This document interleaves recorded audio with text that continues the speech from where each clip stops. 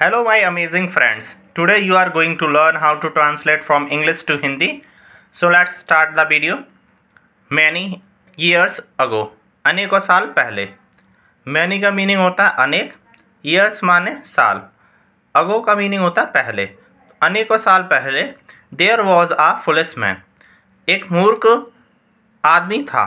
Okay. Foolish माने होता है मूर्ख और man माने आदमी. और देयर जहाँ पर जो यूज़ हो रहा है ये एज अ डमी सब्जेक्ट के रूप में यूज़ हो रहा है. ठीक है. ये वॉज लगी है वो आ फुलिश मैन को देख करके लगी है. Okay. His name was Abu. उसका नाम था अबू. उसका नाम अबू था. ही लिव्ड इन बगदाद. वह बगदाद में रहता था. अब यहाँ पे देख सकते हैं वर्ब की सेकंड फॉर्म अप्लाई हुई है. लिव की लिव्ड. तो ये पास्ट का इंडेफिनिट सेंटेंस है. ओके.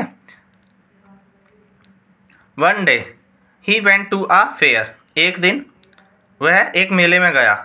अब यहाँ पे गो की सेकंड फॉर्म अप्लाई हुई है वेंट. ओके. तो ये भी पास्ट का इंडेफिनिट सेंटेंस है. He saw many things there.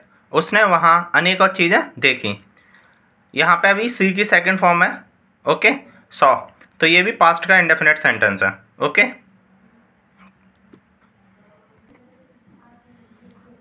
He thought if he bought donkeys he could carry heavy loads easily.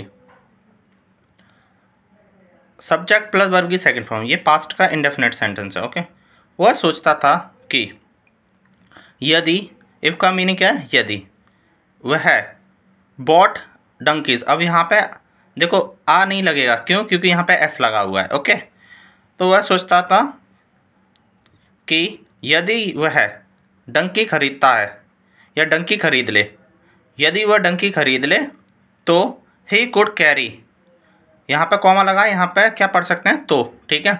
तो वह कैरी कर सकता है हैवी लोड यानी भारी वजन को आसानी से.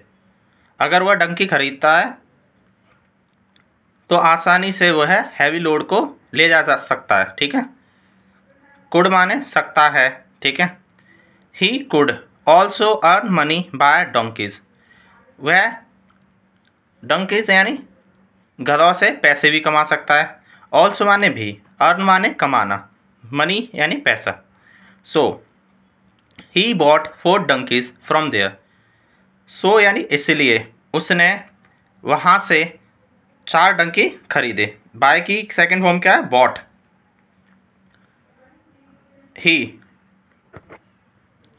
He rode one of them, and the others donkeys followed after. उसने या वह उनमें से एक पर चढ़कर आया. And the others donkeys followed after. और दूसरे जो गधे थे वो उसके पीछे आए. On the way, he thought that he must make sure that all his donkeys were there. On the way, रास्ते में.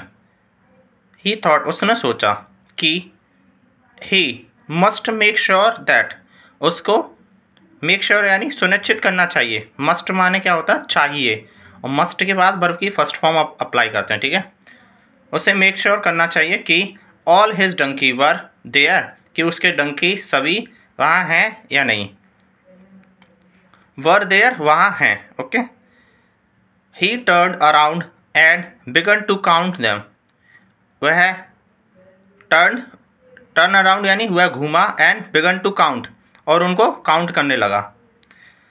ही counted 1 2 3. Oh where is number 4. उसने काउंट किया 1 2 3.